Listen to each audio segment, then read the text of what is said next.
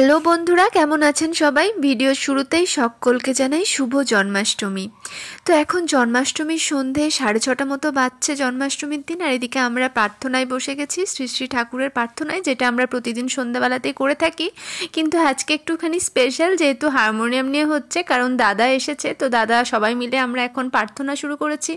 তো প্রার্থনা শেষে জয় রাধে রাধে গানটি হচ্ছে। তো এই গানটি তো আমার বড়ই প্রিয়, এই গানটি এখন চলছে।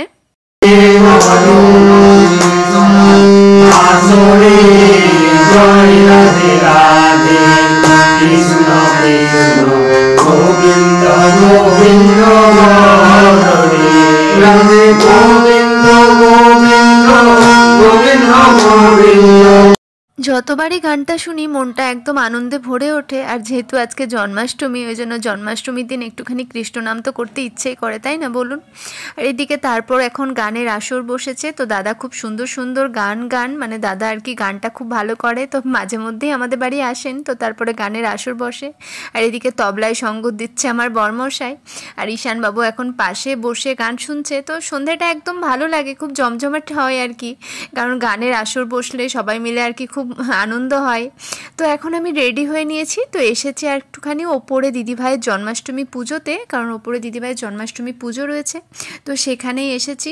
তো দেখুন কত সুন্দর ঠাকুরটাকে সাজিয়েছে। তো রাধাকৃষ্ণকে সত্যি অসাধারণ লাগছে, খুব ভালো লাগছে। তো এখন ঠাকুরমশাই পুজো করছে। তো ঠাকুরমশাইয়ের পুজো শুরু হয়ে গেছে।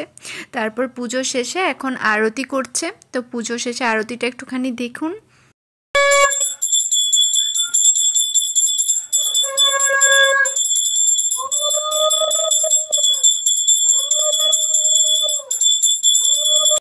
খুব ভালো লাগছে এখানে এসে, প্রভুর পুজো দেখতে তো সবার ভালো লাগে। তো আমারও সত্যি খুব ভালো লাগছে, মনটা খুব ভালো হয়ে গেল যে জন্মাষ্টমীর পুজোটা দেখতে পেলাম।